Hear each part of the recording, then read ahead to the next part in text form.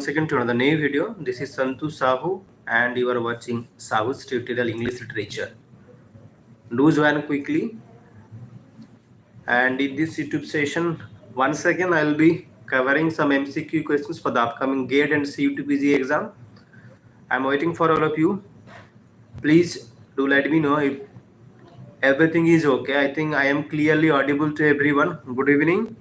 And here we can begin the session. I think I am clearly audible. Good evening, Saurav. Yeah. Here we can begin the session. Everything is okay. Okay. Yeah, got it. Got it. Thank you. Thank you. Thank you, Archana. So here is the first question without wasting your time. Here is the first question that Edgar Allan Poe is writing the work called The Raven.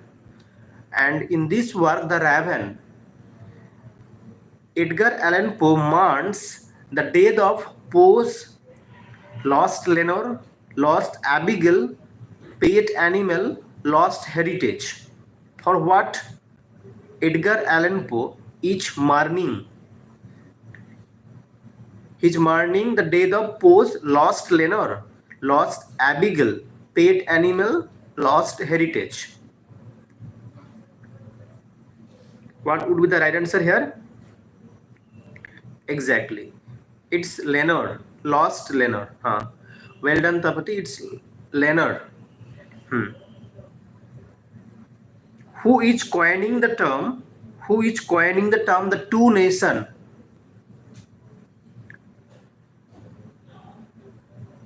Who is coining the term two nations? Who coined the phrase the two nations to describe the disparity in Britain between the rich and the poor? Exactly. Between the rich and the poor. Here options are Charles Dickens, Benjamin Disraeli, Thomas Carlyle, Frederick Engels. It's Benjamin Disraeli Hatch. Exactly. Well done.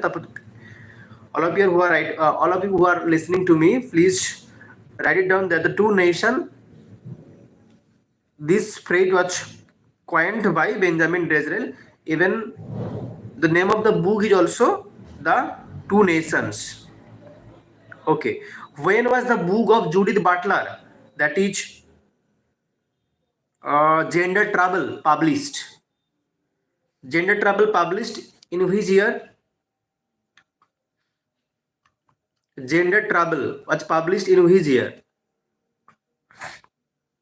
1990, 1991, 1992, 1993.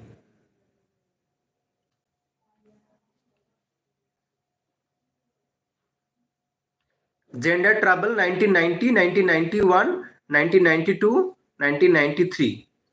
When was the Gender Trouble published? By Judith Butler.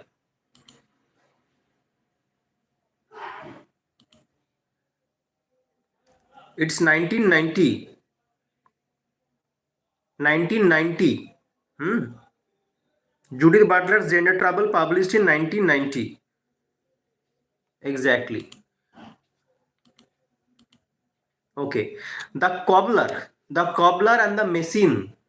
The Cobbler and the Machine is a work written by which Indian writer?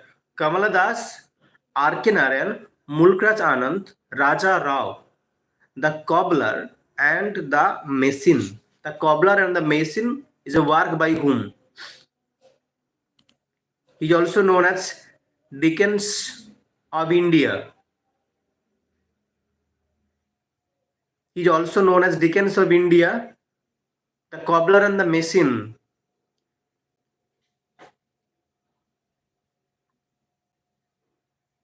It is taken from his selected short stories collection that is narrated Mulkraj Anand. Exactly. Mulkraj Anand, who is also known as Dickens of India, The Cobbler and the Machine is a work that has been collected from his collection of stories and it is narrated in the first person. The Cobbler and the Machine by Mulkraj Anand, who is also known as Dickens of India, Zola of India as well. Chalo. In Shakespeare's Macbeth, who was untimely ripped from his mother's womb?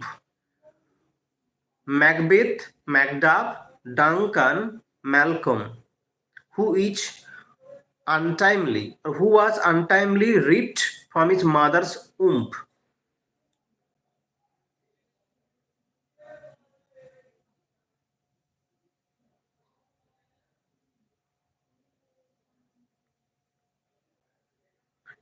It is Is it? No, it's Macduff. Macduff, exactly. Tapte, it's Macduff is the right answer. Untimely ripped from his mother's womb. That is Macduff. Even Macbeth was unknown about that. Macduff is the right answer. Who defined poetry as the art of exactly? Who defined poetry as the art of uniting pleasure with truth by calling imagination to the help of reason in the Life of Milton, who defined poetry as the art of uniting pleasure with truth by calling imagination to the help of reason in his work The Life of Milton. So the name of the work is The Life of Milton. Your options are T.S. Eliot, Dr. Samuel Johnson, Leslie Stephen, Edmund Goose. Poetry as the art of uniting pleasure with truth by calling imagination to the help of reason. In the work The Life of Milton. The Life of Milton is a work by whom? It's none other than T.S. Eliot. T.S. Eliot is writing The Life of Milton. Okay. Alexander Pope revised The Rave of the Lock 3 times. 1712, 1714, 1717. Okay. For the first time it appeared in 1712, then 1714, then 1717. So Alexander Pope revised The Rave of the Lock 3 times. In the final revision that came in 1717, he had included a speech. Whose speech was that? Was it Belinda's, Clarissa's, Betty's, and Therasites? Alexander Pope had revised The Rave of the Lock 3 times. First appeared in 1712, then 1714, then 1717. In the last edition that came in 1717, he had included or inserted a speech by whom? Was it Belinda's speech? Was it Clarissa's speech? Or Betty's speech? Or Thalestris' speech? It was, I even had discussed earlier in my videos, that is Clarissa's speech was included in the third edition that appeared in 1717. Remember, that's Clarissa, Clarissa. Clarissa's speech was included in the third edition. Okay, got it everyone? Which of the following works by David Malouf tells the story of the Roman poet Ovid during his exile in Tomis? Easy one. David Malouf is writing the story of a Roman poet Ovid during his exile in Tomis. Which work is this? Remembering Babylon, The Great World, The Conversation at Carlo Creek, An Imaginary Life. Which work of David Malouf presenting Roman poet Ovid during his exile in Tomis? Which work is this? That is, it's the story of an imaginary life. Remember that. And if it's an important novel actually, it tells the story of Roman poet Ovid during his exile in Tomis. That is actually an imaginary life by David Malouf, published in 1978. Published in 1978. An imaginary life. Got it? Write it down. David Malouf is very important writer actually. even for GATE and NET exam. You will be getting one questions from David Malouf in NET actually.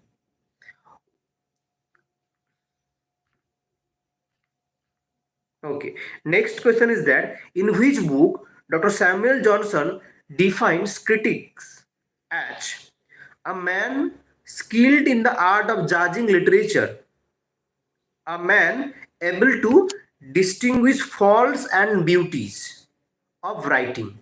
What? In a book, Dr. Samuel Johnson defines a critic as a man skilled in the art of judging literature. A man skilled in the art of judging literature. A man able to distinguish the faults and beauties of writing. Your options are dictionary, the lives of the poets, preface to Shakespeare, and the Rambler.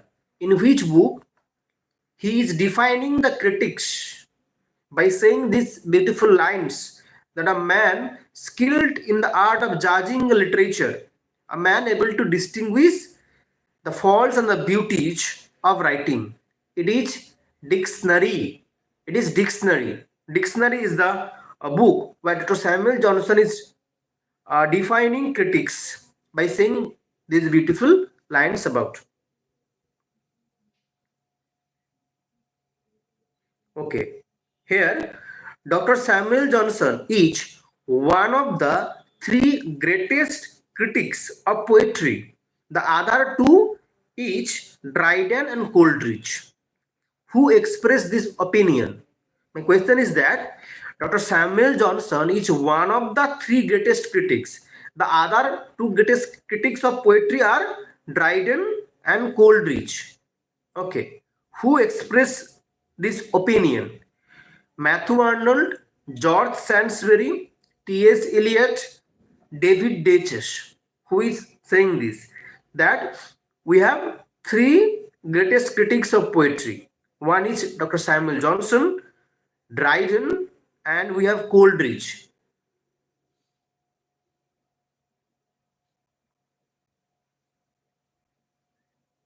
I can't find the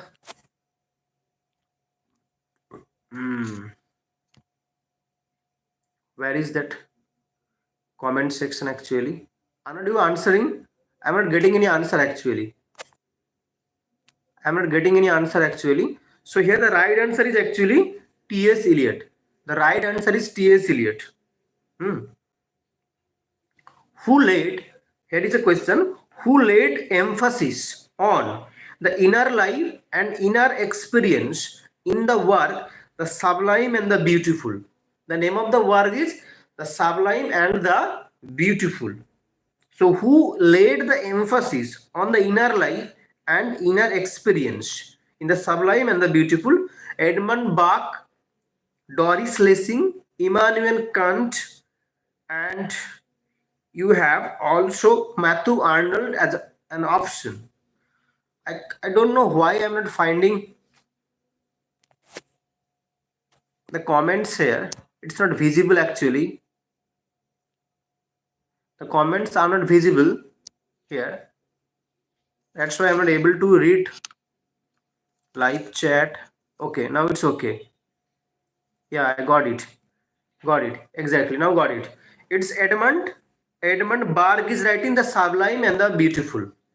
Edmund Burke is here the famous one. The work Sublime and the Beautiful is a work by Edmund Burke. Now I am exactly. Now here is the next question on your screen.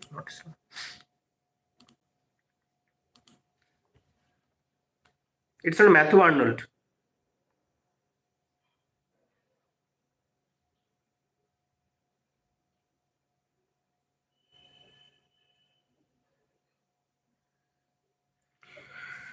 Okay. By selection of language really used by men, what means? By selection of language really used by men. What means? The language of the educated class, the language of common men, the language of man in a state of vivid sensation, or the language of scholars in preface to lyrical ballads. The selection of language really used by men. The language of the educated class, common man in a state of vivid sensation, or the language of scholar. So poetry should be written in the language of common man. In the language of common man. Common man, exactly. Huh. Okay, got it. Common man is the right answer. Huh. Now tell me,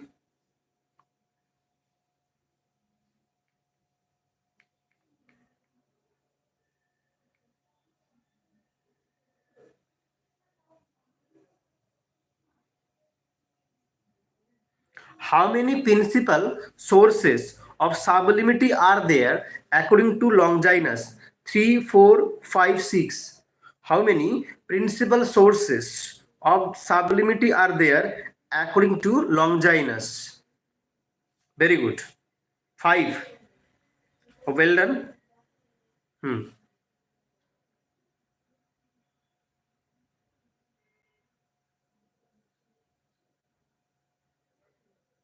It's 5. What do you mean by the term asemplastic? The term asemplastic, that was actually introduced by whom?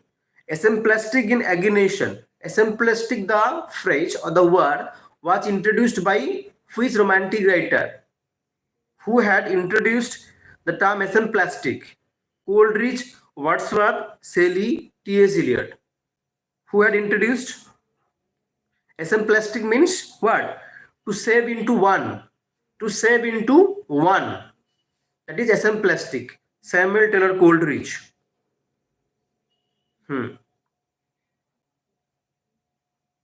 Exactly.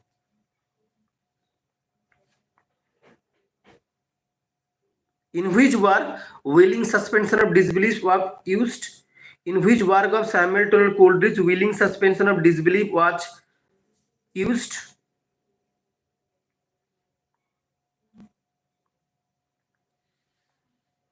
Biographia Literaria.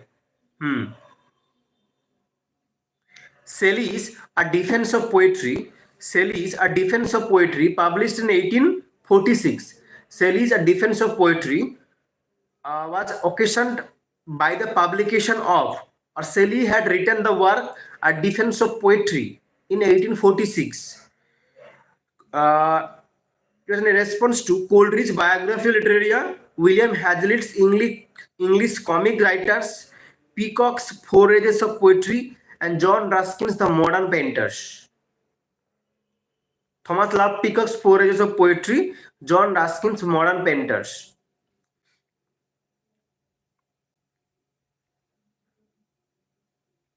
Thomas Love Peacock's The Four Ages of Poetry. Exactly. Who wrote The Seven Lamps of Architecture? Who wrote The Seven Lamps of Architecture? John Ruskin. So here the question was that Shelley has written a defense of poetry in a response to Thomas Love Peacock's Four Ages of Poetry. And the next question is the Seven Lamps of Architecture. Seven Lamps of Architecture is a work that is by John Ruskin. John Ruskin is writing Modern Painters, Seven Lamps of Architecture.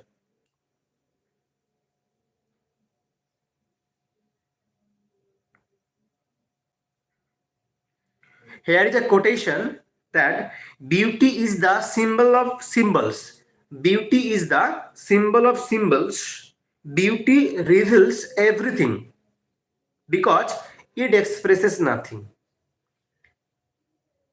Okay, so beauty reveals everything because it expresses nothing. Which figure of speech used here? Beauty reveals everything because it expresses nothing.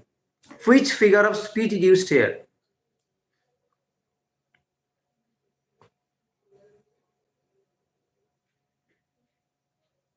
Okay.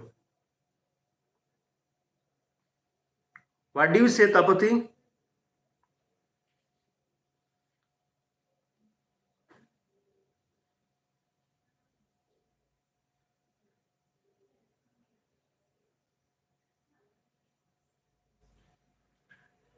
I think so as well.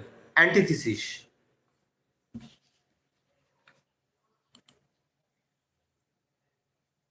No, there is no option actually.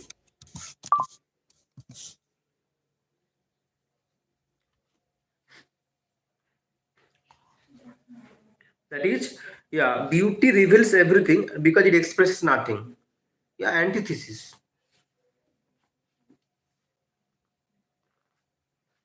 Okay. An excellent action. An excellent action, according to Matthew Arnold, must have high seriousness and weight of meaning, agony and ecstasy, an excitement of human emotion, none of these. An excellent action, according to Matthew Arnold, must have high seriousness and weight of meaning, agony and ecstasy, an excitement of human emotion, none of these. Exactly, it's Matthew Arnold talking about high seriousness, that an excellent action. In which work he is saying this high seriousness? In which work he is saying this?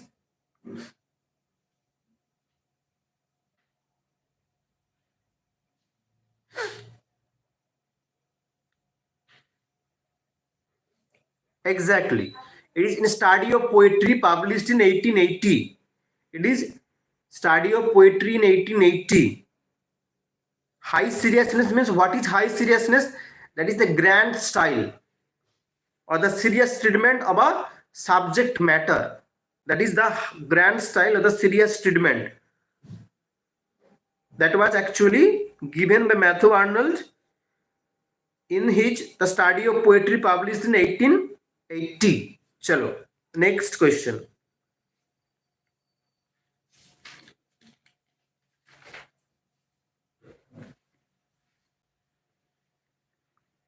Who, according to T.S. Eliot, had developed unified sensibility? The Elizabethans and the Jacobeans, the Neoclassicists, the Romantics, and the Victorians. Unified sensibility, that is a concept given by T.S. Eliot. So, who had developed unified sensibility? The Elizabethans and the Jacobeans, the Neoclassicists, the Romantics, the Victorians. And also tell me in which book he has given this concept unified sensibility.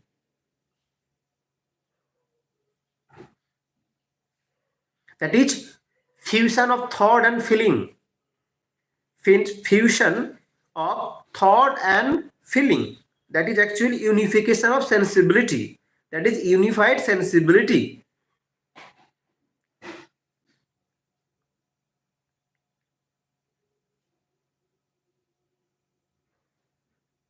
That is, he is talking about the Elizabethans and the Jacobeans.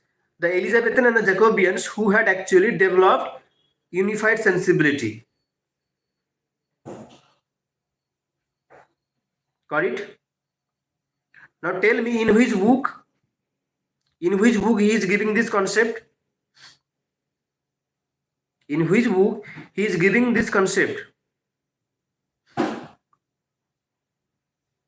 Metaphysical Poets. Yeah. Even dissociation of sensibility, that is also a concept that was used by T.S. Eliot in his essay The Metaphysical Poets. That is, thought is being separated from the experience of feeling. One is unified, another one is the separation of thought from the experience of feeling in poetry. That is dissociation sensibility in the metaphysical poets.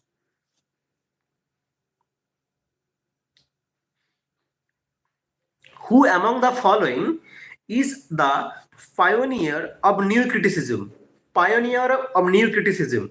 T.S. Eliot, I.A. Richards, F.R. Leavis, Alan Tate. Pioneer of New Criticism.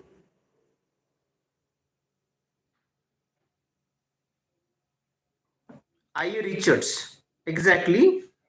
He has used practical criticism instead of new criticism. The pioneer was actually I.A. Richards.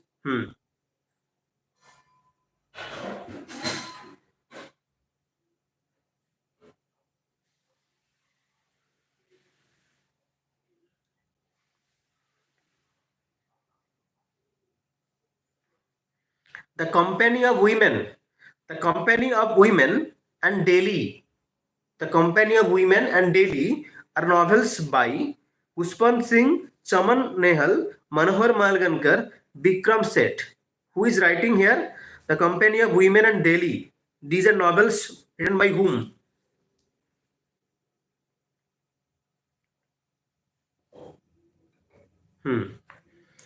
Daily and The Company of Women. These are novels by Pushpan Singh. These are novels by Pushpan Singh. Tony Lumpkin is a character. From Tony Lumpkin is a character from. Is Tony Lumpkin a legitimate or illegitimate son of Mr. Hardcastle? Tony Lumpkin is a character.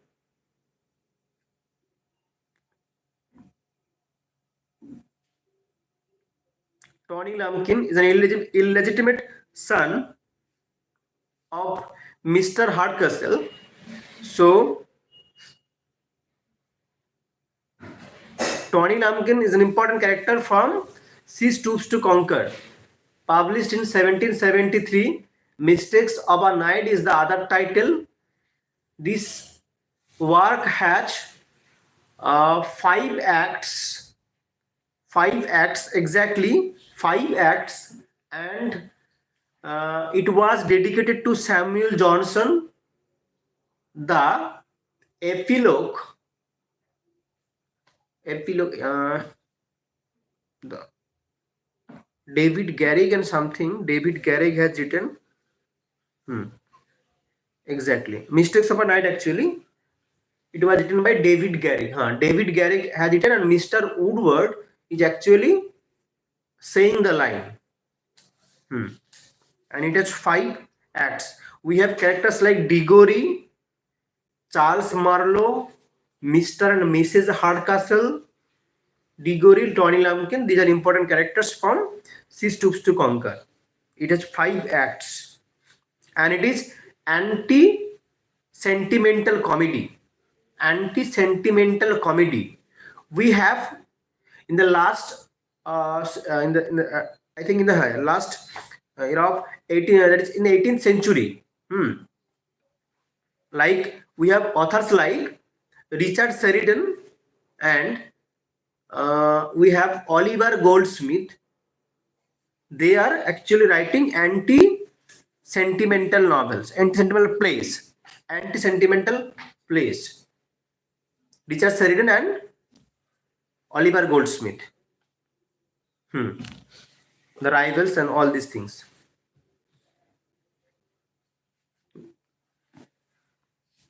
The later part of 18th century. English August and an Indian Story. English August, an Indian Story is a famous novel by Bikram Seth, Upamanyu Chatterjee, Ranga Rao, V.N. Arora. English August, an Indian Story is a work by whom? Upamanyu Chatterjee, exactly.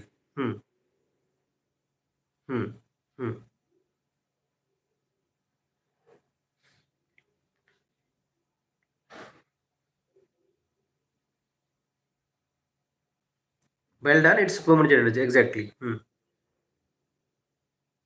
Sunlight on a Broken Column is a work by.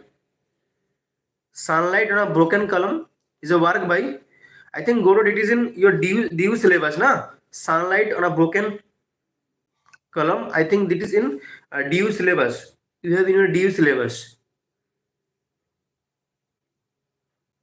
Tia Hossain is writing exactly. Arundhati Roy's The God of Small Things appeared in which year? 1997, 2000, 2002, 3.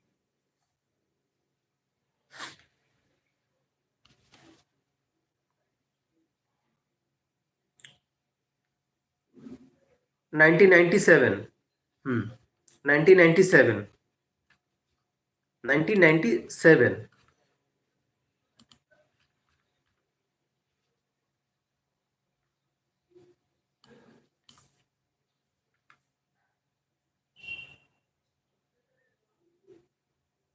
Benjamin Kirch. Okay, yeah. Benjamin, it also won her Booker Prize. Benjamin Kirch is writing The Pursuit of Death. The Pursuit of Death, published in 1930. Is on which romantic writer? Shelley, Keats, Coleridge, Shelley, Keats, Coleridge. Benjamin Kirch is writing The Pursuit of Death, published in 1930. And this work is on which romantic writer?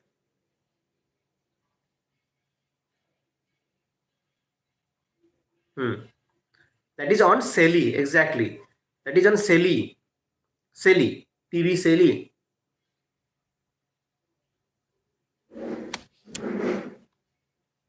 What is the famous debut novel of George Eliot? What is the famous debut novel of George Eliot?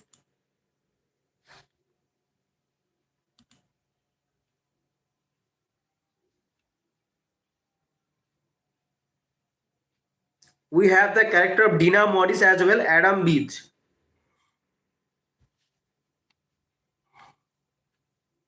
Dina Morris, exactly.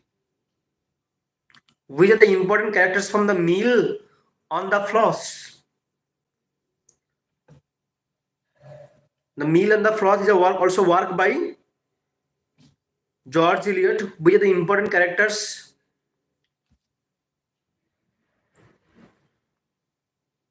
Tullivers. Tom and Maggie Tulliver. They are the siblings. Who are the siblings? Tom and Maggie Tulliver are the siblings who grow up at the fictional Dorcott Mill on the river Floss. Dorcott Mill. D-O-R-L-C-O-T-E. Dorcott Mill.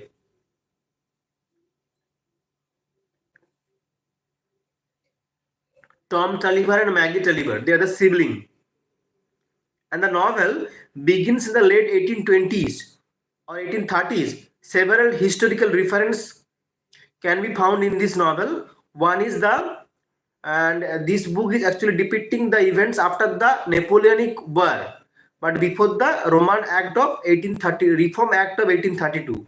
Reform Act that came in 1832.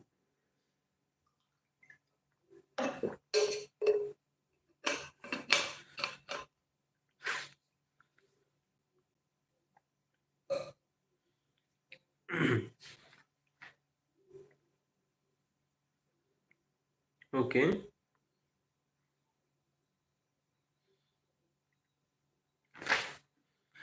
Next question.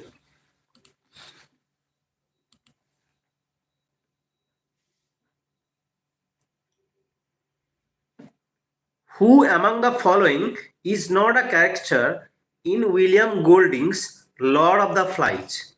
Ralph, Piggy, Peter, Jack. And tell me which work has influenced William Golding to write The Lord of the Flies? Even we had discussed earlier as well. We have Ralph as a character, we have Jack as a character, we have PG as a character, Piggy, we have Simon Ballantyne's Coral Island. Exactly, very good, Tapati. It's R.M. Ballantyne's The Coral Island had influenced.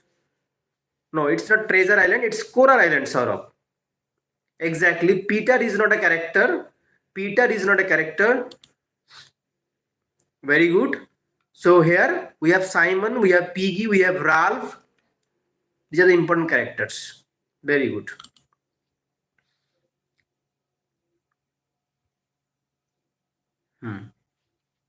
Next question. That is R.M. Ballantyne's The Coral Island. Okay. Mahatma Gandhi's My Experiments with Truth was originally written in which language? My Experiments with Truth originally written in which language? It was written between 1927 to 1929, which is considered as a classic. Exactly, Archana, Saurabh, all of you right. Godot as well. Godot, Saurabh, and Archana. Exactly. This is first written in Gujarati between 1927 to 1929. Very good, everyone. Well done.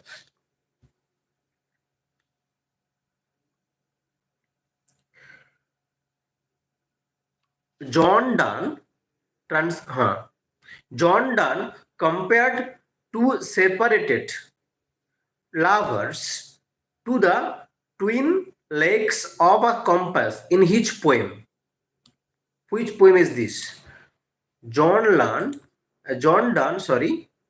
is comparing the lovers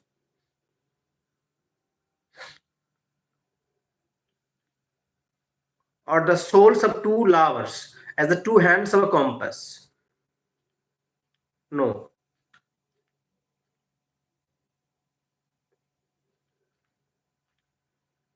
I think that is in Valediction Forbidden Journey. Exactly. Valediction. Valediction Forbidden Morning, Archana. A valediction forbidding morning is the work.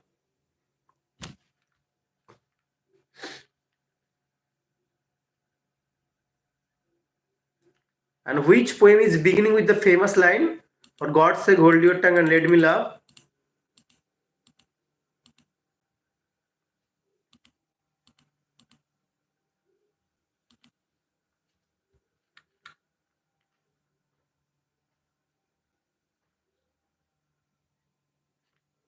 For God's sake hold your tongue and let me love. Tapati, you just answered.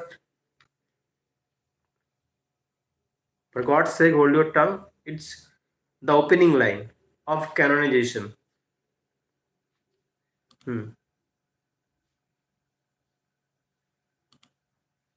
Exactly.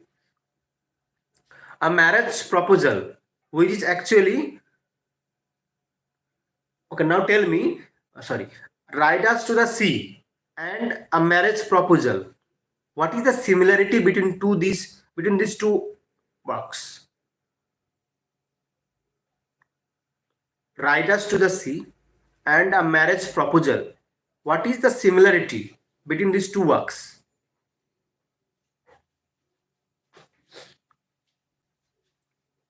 A marriage proposal, that is actually in class 10 of CBSE board. They have a marriage proposal. By Anton Chekhov, a marriage proposal by Anton Chekhov. That is actually a farce. And Ride Us to the Sea by James Finch using Hiberno English.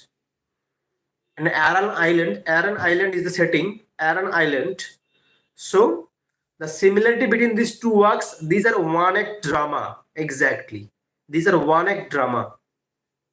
A marriage proposal and Ride Us to the Sea. These are one act play. And we have in marriage proposal characters like Natalia, Stepanovich, Chubukov, even other characters.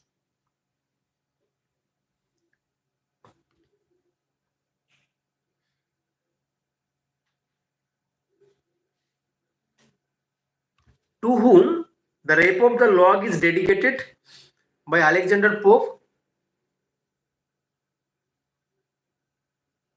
To whom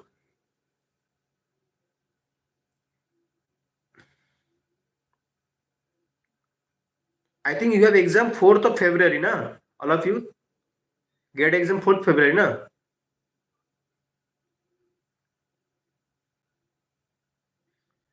The rep of the log is actually was dedicated 5th. 4th or 5th. Today is 2nd February, na? Then Godot, it's 5th. 5th or 4th. I think that is in 4th. Godot, it's 4th. Exactly, yeah, 4th. That is Sunday. Okay, tomorrow I will be conducting. Yes, what are you doing? Yes. Don't worry. Sunday है Sunday. Exactly. Tomorrow I will be conducting mega mock test session. Okay. Mega mock test session. Okay. Don't worry. Tomorrow. Chalo. So Rev of the log is dedicated to his friend John Carrill. The Rev of the log is dedicated to his friend John Carrill. बार बार मैं बोल रहा हूं कि negative mark है, ठीक है, जो question नहीं आ रहा है नहीं करना है, ठीक है, और ठीक से क्वेश्चन को पढ़ लेना है, ठीक है, क्योंकि एमएसक्यू है, नेट क्वेश्चन वाला आंसर नेगेटिव नहीं होगा.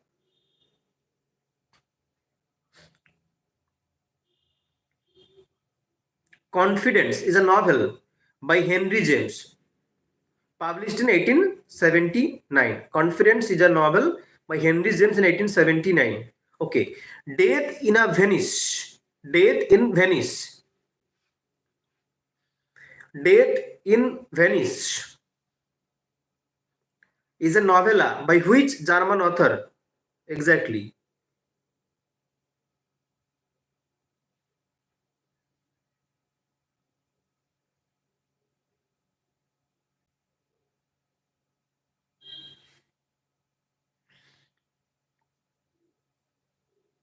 Even I had faced same kind of problem.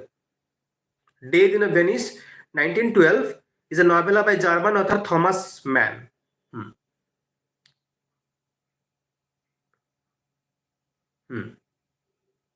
The Pen is a journal that was renamed later as Stylus. Who began this journal? Thomas Mann is writing Death in Venice, published in 1912. Now, the own journal, Pen, P-E-N, Pen, that was also renamed as the Stylus.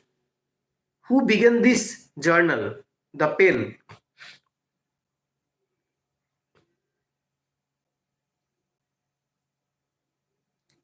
Which I started with this question. I started with that writer actually. Today's session started with that question, that writer. Today's first question was on that writer. The Raven. The Raven's writer, that is the Edgar Allan Poe, began his own journal called The Pen, that was renamed as the Stylus.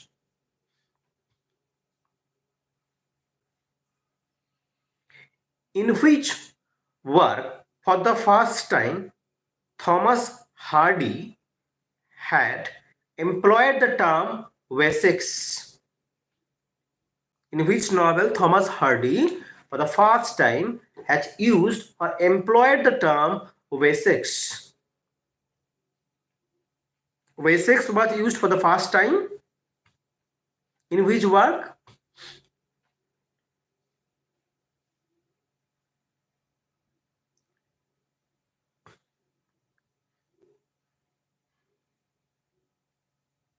Far from the madding crowd, The Mayor of Castor Beach,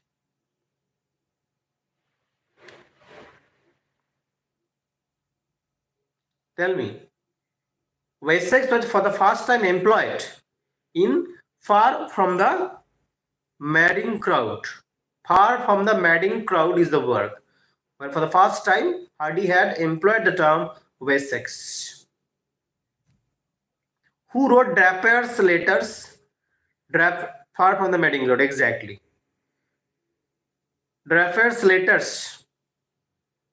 Jonathan Swift wrote. Oh, I told the answer.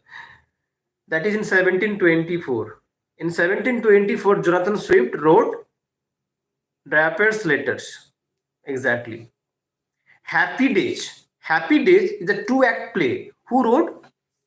We have characters like Winnie, Willie.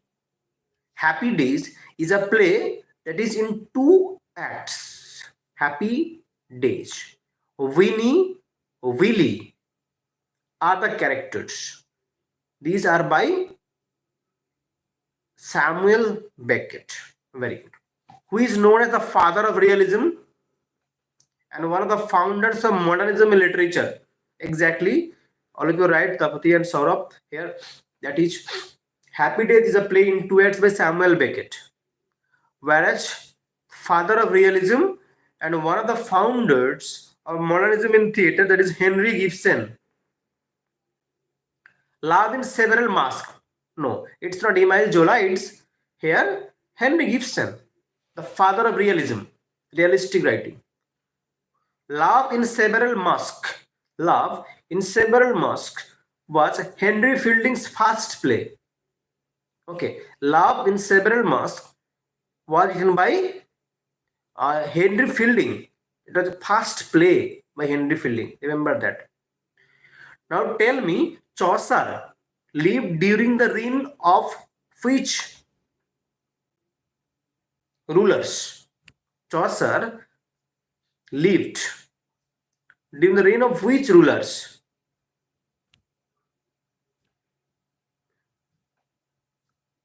Write it in one by one.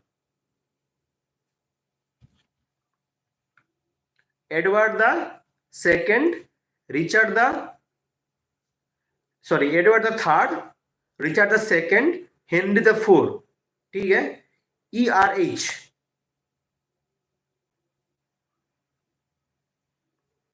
Three, two, four. ERH. Edward the Third, Richard the Second, and Henry the Fourth.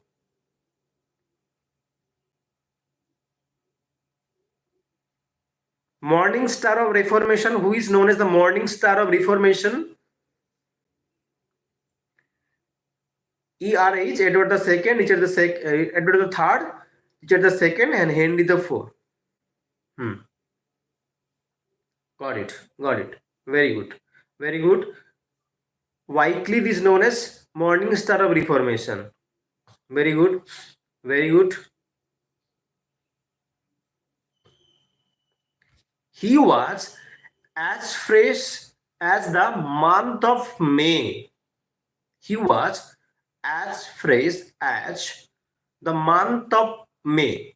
Chaucer, in his general prologue to the Canterbury Tales, depicting a character. Which character is this? Or which character is being referred by this line that he was as fresh as the month of May? This is Square. Exactly. This is Square. Very good. All of you are right here.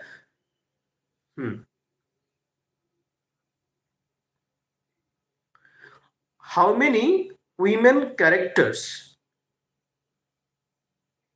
feature in prologue to the Canterbury Tales? How many women characters feature in the prologue to the Canterbury Tales? 3, 5, 4, 6.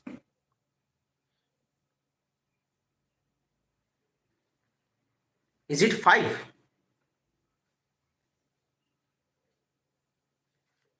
Now, if you are saying 5, then tell me the name.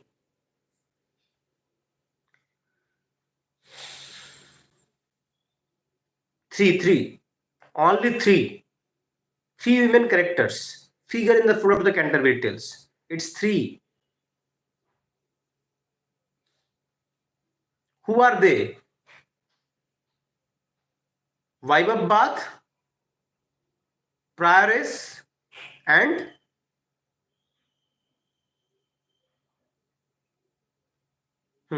Bath, Nan, and Prioress.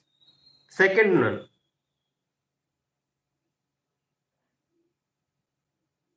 Exactly.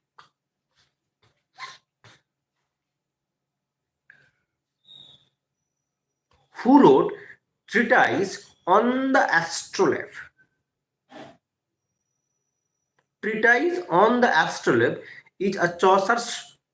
Oh, I told you. Chaucer has written treatise on the astrolabe. Now, my question is that is it a prose work or a poem or a poetry?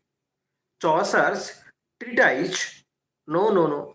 Treatise on the astrolabe. Remember that Saurabh? Treatise on the astrolabe is a prose work. Prose work. For sir, exactly. It is a prose work by Chaucer.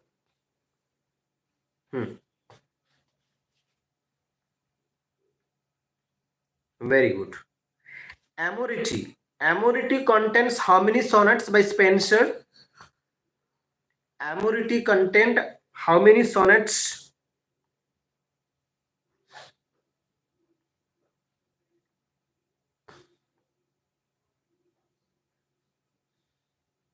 "88, 89, 87 or 86. Amority. Amority contains 88. 88. That's right, it's 88. Who has translated Utopia into English? Who has translated Utopia into English?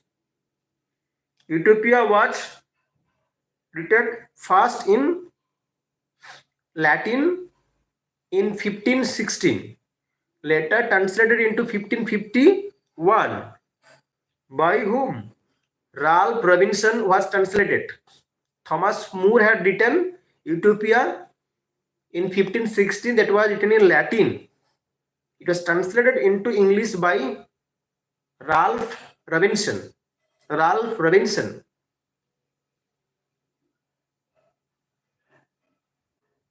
Clear now? Which work has influenced Thomas More to write Utopia? Or which author had influenced Thomas More to write Utopia?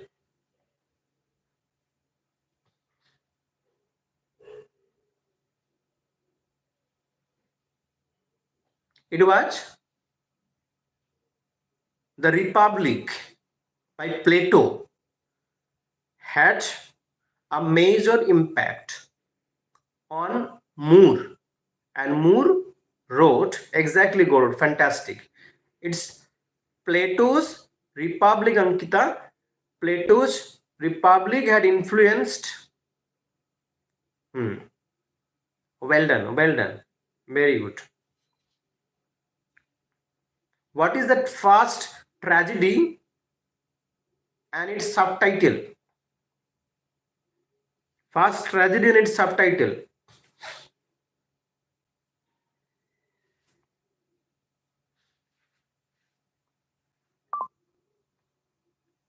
Yeah, Gorbodak.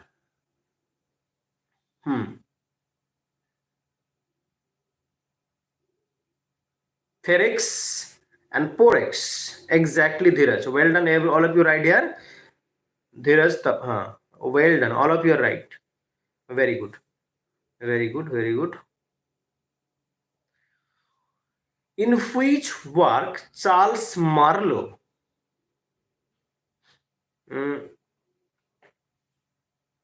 used blank verse? First, he has used blank verse. Christopher Marlowe has written only one tragedy.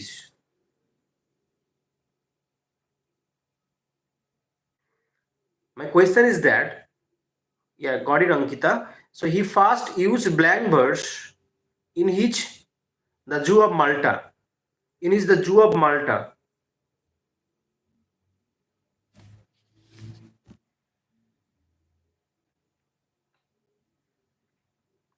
Who has used the phrase Marlowe's mighty line. Marlowe's mighty line for Marlowe's blank verse. So blank verse was for the first time was used by Christopher Marlowe in his The Jew of Malta. So who has used the phrase Marlowe's mighty line for Marlowe's blank verse? It is Ben Jonson. Exactly, Dheeraj, it's Ben Jonson. Spencer has dedicated the preface of Fairy Queen, which is an incomplete work. For the first time, it came in 1590. Now, to whom Spencer has dedicated the preface of the Fairy Queen?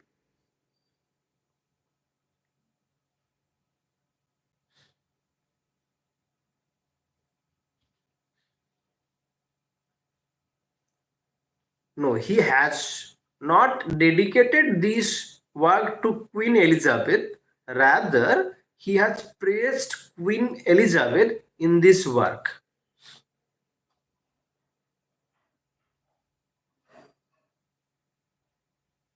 Walter Raleigh. Remember that? To Sir Walter Raleigh. Exactly, Dheeraj. It is to Walter Raleigh. He has praised Elizabeth in this work.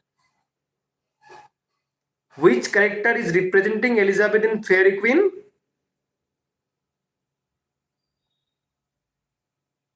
That is Sir Walter. Yeah, exactly. So that is Gloriana. Gloriana is the character representing Queen Elizabeth. Even sometimes we say Belphoebe also. Una. Okay, you told me Una. In the previous class I had discussed. What does the word Una signify in Spencer's Fairy Queen? Una.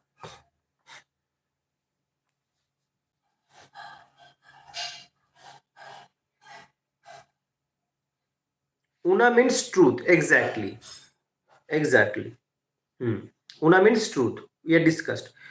No. Now tell me chastity. Which character is being represented as chastity in you answered chastity. Now you tell me which character is being represented.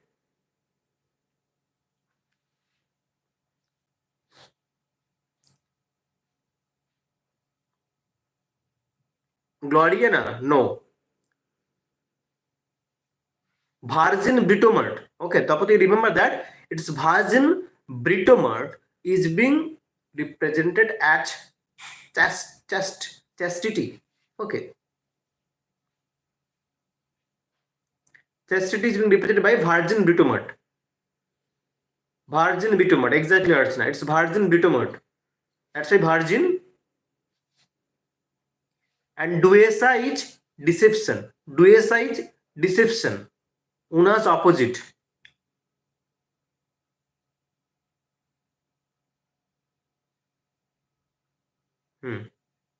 Exactly.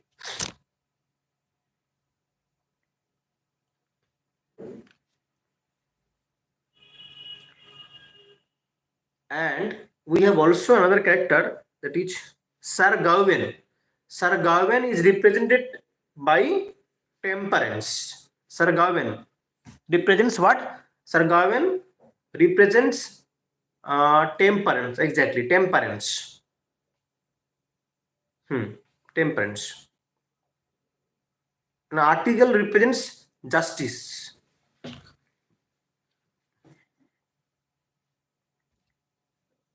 Neither a borrower nor a lender be. Who spoke in Hamlet these lines?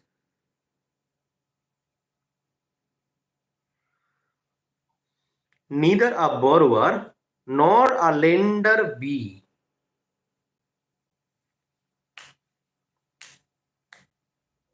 These lines are spoken by which character in Hamlet? These lines were spoken by Polonius. Polonius in Hamlet is saying neither a borrower nor a lender be.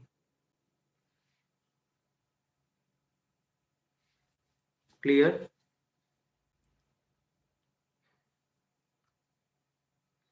The lunatic, the lover, and the poet are of imagination all compact. But the lunatic, the lover, the poet are of imagination all compact. These lines occurred in which romantic comedy of Shakespeare? Got the answer, Dheeraj, here? That is Midsummer Night's Dream. We have pair of lovers. Which are the pair of lovers in Midsummer Night's Dream? Dheeraj Kumar, say. We have Hermia, Helena. We have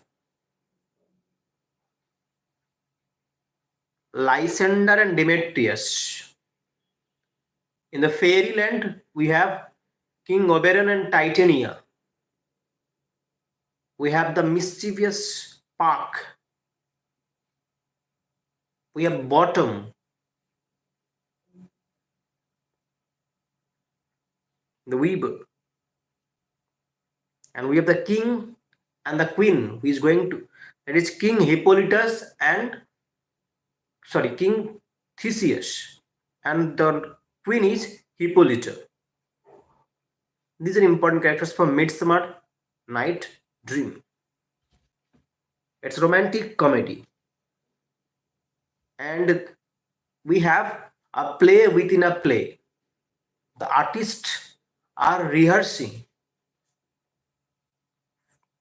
for the upcoming for the upcoming wedding day of the king and the queen. And what was the name of the play that they were rehearsing in the jungle?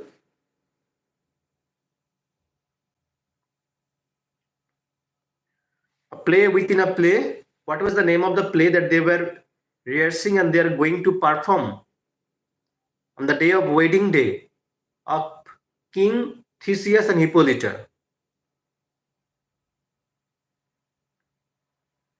That is actually Pyramus and Thisbe. Exactly. Pyramus and Thisbe. They are rehearsing this play, Pyramus and Thisbe, which is going to be performed on the wedding day of King Theseus, Theseus and Hippolyta. Exactly. Pyramus and Thisbe. Clear now? Chalo.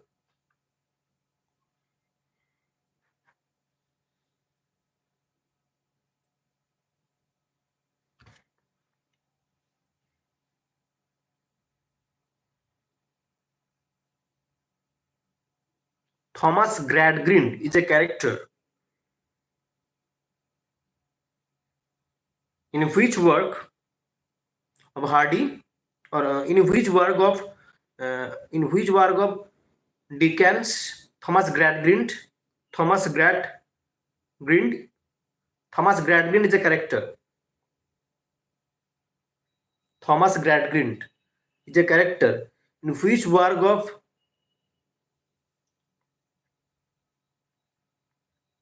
which only associated with facts, that is hard times.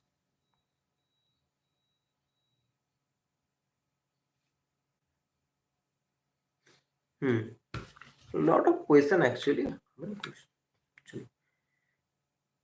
Here is God's plenty. Dryden's refer to whom in this line?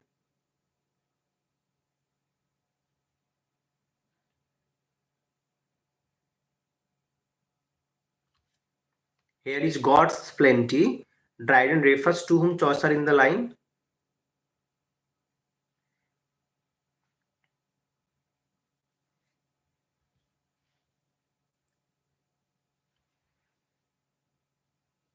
Here is God's plenty. Dryden refers Chaucer. Dryden refers Chaucer, and referring the works of the general prologue to the Canterbury Tales. Here is God's plenty. Dryden refers to Chaucer and his work general prologue to the Canterbury Tales. Clear? No. Here lies my wife. Here lies my wife. Here let her rest. Here let her rest. Now she is at rest, so am I. Now she is at rest, so am I. This was a proposed epithet to be engraved on the tomb of which writer's wife? This was a proposed epithet to be engraved on the tomb of which writer's wife? Restoration period writer.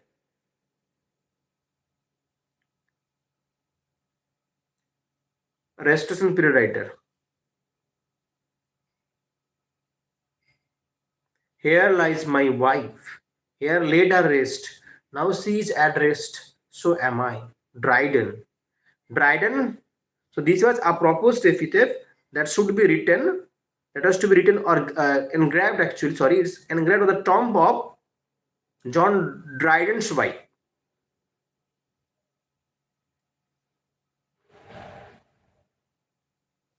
Who hailed Dryden as the father of English criticism?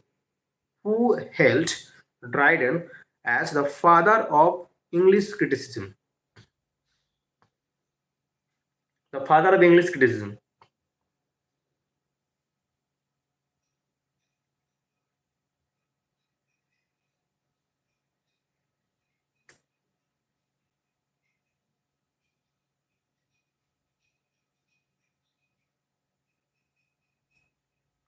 Who hailed Dryden as father of English criticism?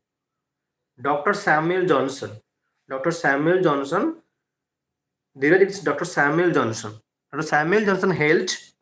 Archonite Dr. Samuel Johnson has held HAILED held Dryden as father of English criticism.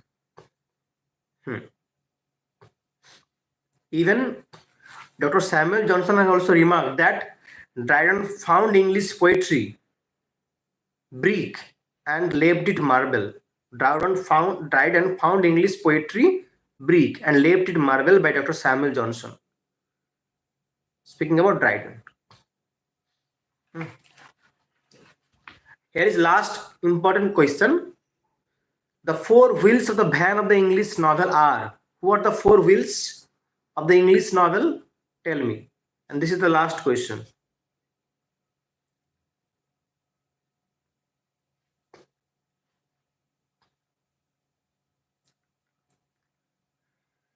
अगर अच्छा लग रहा है तो like कर देना, ठीक है? अच्छा नहीं लग रहा तो लाइक मत करो, ठीक है? Okay. RFS2. He's saying RFS2. Then what RFS2?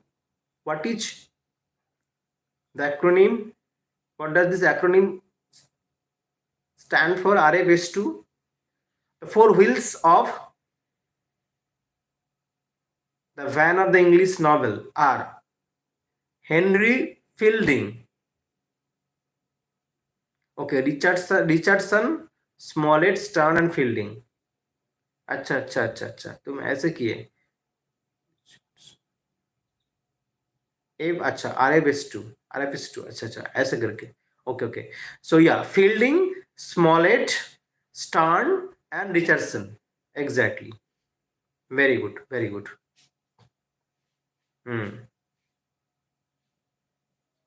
Okay, tomorrow I'll be meeting once again.